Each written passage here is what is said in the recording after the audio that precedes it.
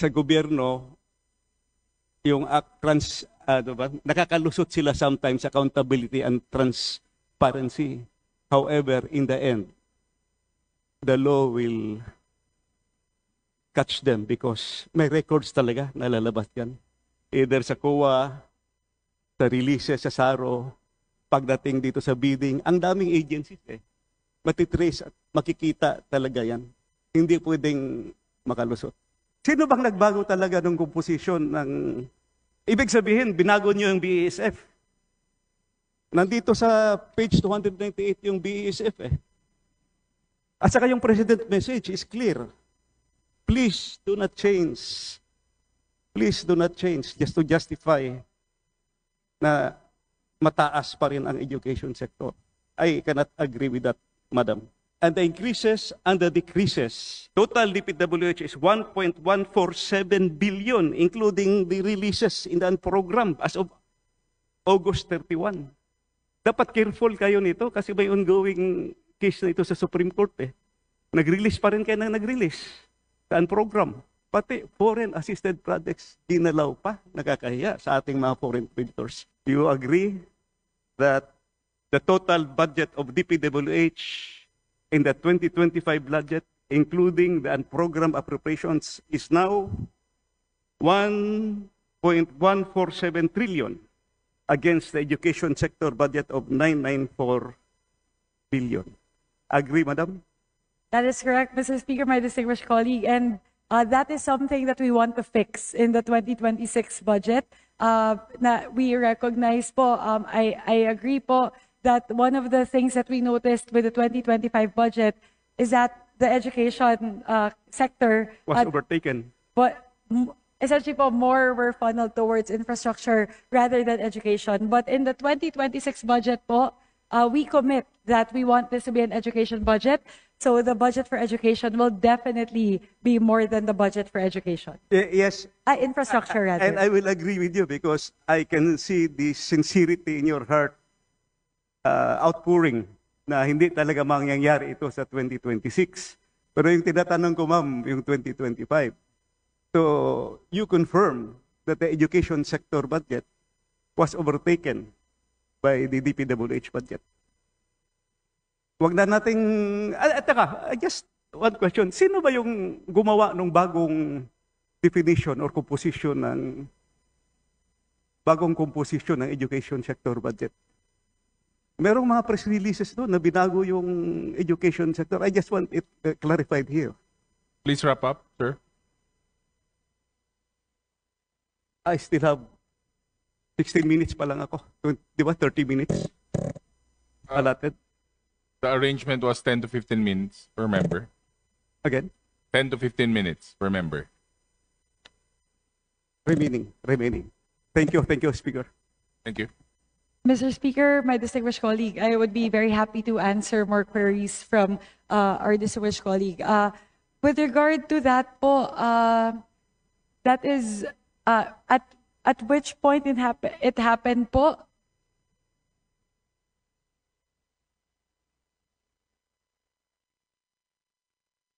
On the part of the DBM, we are not able to ascertain as to which stage in the budget process that transpired, kung saan po tumaas. But it seems to, again, just looking at it po.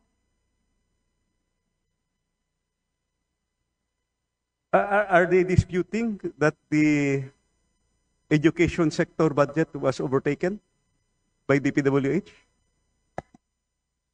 I want that on record because it's very clear. It's very clear from the figures that the budget of DPWH has overtaken, infra budget has overtaken the education sector. And please remember that there's a pending case in the Supreme Court on this. Hindi lang marami ang nag-file yata hindi lang isa o dalawa. I just want to, anyway, habang nagdi-discuss kayo, naka-charge sa oras ko sa minutes, it is clear in the President's budget message in 2025 na sinabi niya yung priority sector niya is education sector. Nakasulat doon, 977 billion budget. Tapos, 900 billion lang yung number 2, which is the DPWH. So kung ano-ano yung dinagdag doon sa BICAM at ano yung binawas, including all that was vetoed, yung 26 billion direct veto, mataas pa rin. Mataas pa rin ang DPWH budget. Also, hindi pa nasa BESF yung komposisyon. Nasa BESF yung komposisyon ng education sector budget. Hindi pwede baguhin yun. Hindi nyo pwede babaguhin yung komposisyon ng education sector. And the increases and the decreases, taking onto consideration the same education sector components in the BESF, will make the education sector budget, including the releases for unprogrammed appropriation and the original program appropriations total after BICAM is only 994.45 billion. Total DPWH is 1.147 billion, including the releases in the program as of August 31. Dapat careful kayo nito kasi may ongoing case na ito sa Supreme Court. Nag-release pa rin kayo na nag-release sa program. Di ba?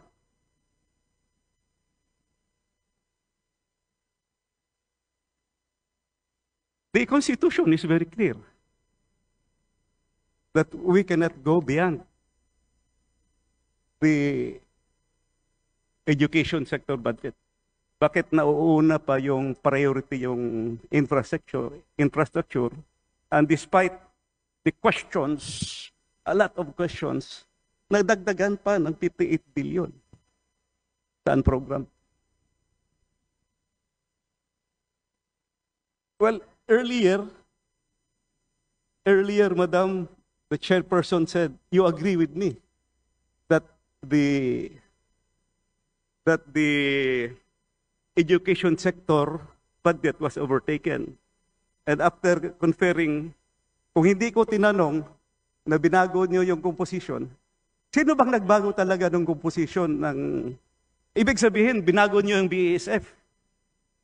Nandito sa page 298 yung BESF . At saka yung President message is clear. And to add to that, yung House Bill for the General Appropriations Bill, yung introductory part, cited those figures also, both BESF and the President's message. Please do not change. Please do not change just to justify na mataas pa rin ang education sector. I cannot agree with that, Madam. May I go to my next question? Kasi habang hindi pa kayo nagkakasundo, time na, 5 minutes lang na iwan sa akin. Can you, isubmit nyo na lang sa akin ito. Can you give me a breakdown of the amount released through for DA, DPWH, DSW, NEDA, and PRA, which are charged under the SAGIP, no? Strengthening Assistance for Government Infrastructure Program. And I would like to request that if you could give me the specific dates of the releases. This is very, very important. Then last but not least, this question.